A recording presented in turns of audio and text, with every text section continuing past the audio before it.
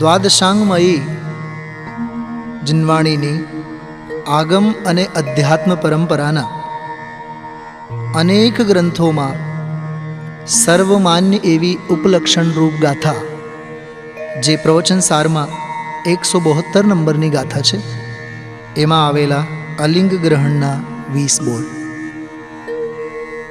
1. ગ્રાહક એવા જેને લિંગો વડે એટલે કે ઇન્દ્રિયો વડે ગ્રહણ થતું નથી તે અલિંગ ગ્રહણ છે. આ રીતે આત્મા અતિન્દ્રિય જ્ઞાનમય છે એવા અર્થની પ્રાપ્તિ થાય છે. 2. ગ્રાહ્ય એવા જેનો લિંગો વડે એટલે કે ઇન્દ્રિયો વડે ગ્રહણ થતું નથી તે અલિંગ ગ્રહણ છે. આ રીતે આત્મા ઇન્દ્રિય પ્રત્યક્ષનો વિષય નથી એવા અર્થની પ્રાપ્તિ થાય છે. 3. જેમ ધુમાડા દ્વારા અગ્નિનું ગ્રહણ થાય છે તેમ લિંગ દ્વારા એટલે કે ઇન્દ્રિય ગમ્ય દ્વારા જેનું ગ્રહણ થતું નથી તે અલિંગ ગ્રહણ છે. આ રીતે આત્મા ઇન્દ્રિય પ્રત્યક્ષપૂર્વક અનુમાનનો વિષય નથી એવા અર્થની પ્રાપ્તિ થાય છે. 4. બીજાઓ વડે માત્ર લિંગ દ્વારા જ જેનું ગ્રહણ થતું નથી તે અલિંગ ગ્રહણ છે. આ રીતે આત્મા અનુમેય માત્ર નથી એવા અર્થની પ્રાપ્તિ થાય છે. 5. જેને લિંગથી જ પરનું ગ્રહણ થતું નથી તે અલિંગ ગ્રહણ છે. આ રીતે આત્મા અનુમાતા માત્ર નથી એવા અર્થની પ્રાપ્તિ થાય છે. 6.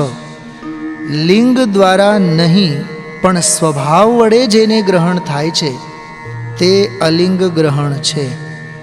આ રીતે આત્મા પ્રત્યક્ષ જ્ઞાતા છે એવા અર્થની પ્રાપ્તિ થાય છે. 7.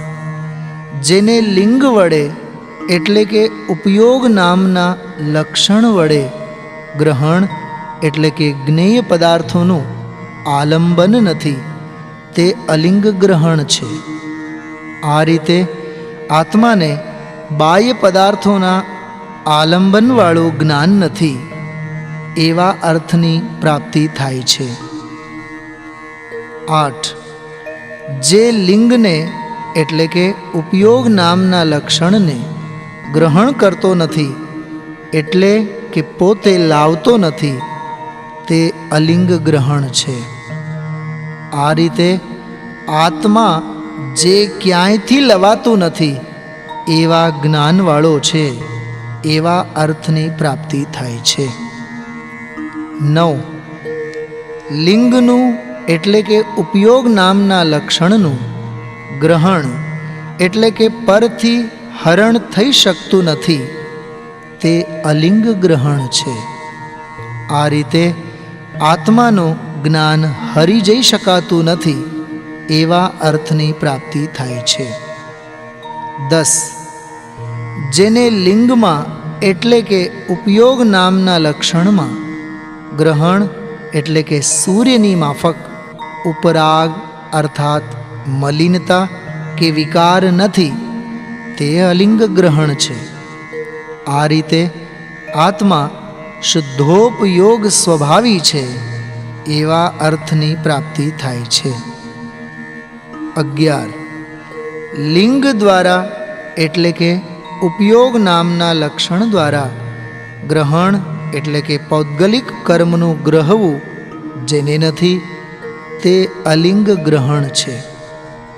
આ રીતે આત્મા દ્રવ્ય કર્મથી અસંયુક્ત છે એવા અર્થની પ્રાપ્તિ થાય છે. 12.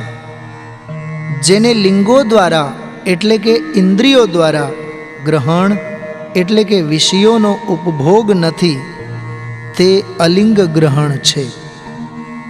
આ રીતે આત્મા વિષયોનો ઉપભોગતા નથી એવા અર્થની પ્રાપ્તિ થાય છે. 13. લિંગ દ્વારા એટલે કે મન અથવા ઇન્દ્રિય વગેરે લક્ષણ દ્વારા, ગ્રહણ એટલે કે જીવત્વને ધારણ કરી રાખવું જેને નથી તે અલિંગ ગ્રહણ છે. આ રીતે આત્મા શુક્ર અને આર્તવને અનુવિધાયી અનુસરીને થનારો નથી એવા અર્થની પ્રાપ્તિ થાય છે. 14. લિંગનું એટલે કે મેહનાકારનું, પુરુષાદિની ઇન્દ્રિયના આકારનું ગ્રહણ જેને નથી તે અલિંગ ગ્રહણ છે. આ રીતે આત્મા લૌકિક સાધન માત્ર નથી એવા અર્થની પ્રાપ્તિ થાય છે. 15. લિંગ વડે એટલે કે અમેહનાકાર વડે જેનું ગ્રહણ એટલે કે લોકમાં વ્યાપવાપણું નથી તે અલિંગ ગ્રહણ છે.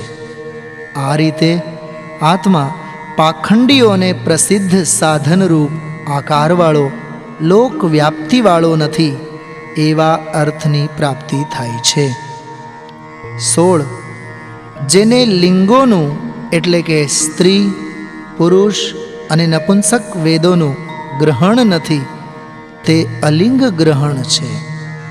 આ રીતે આત્મા દ્રવ્યે તેમજ ભાવે સ્ત્રી, પુરુષ અને નપુંસક નથી એવા અર્થની પ્રાપ્તિ થાય છે. 17. લિંગોનું એટલે કે ધર્મ ચિહ્નોનું ગ્રહણ જેને નથી તે અલિંગ ગ્રહણ છે. આ રીતે આત્માને બહિરંગ યતિલિંગોનો અભાવ છે એવા અર્થની પ્રાપ્તિ થાય છે. 18.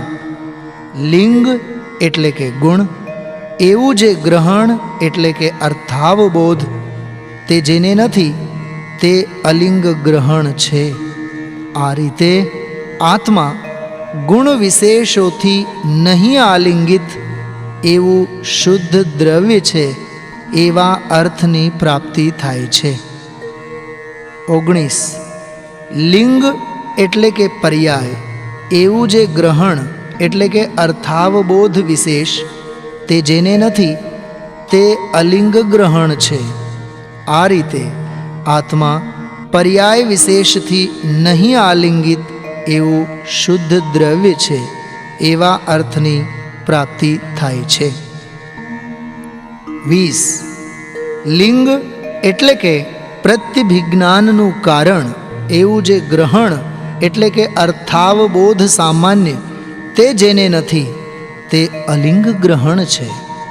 આ રીતે આત્મા દ્રવ્યથી નહીં આલિંગિત એવો શુદ્ધ પર્યાય છે એવા અર્થની પ્રાપ્તિ થાય છે.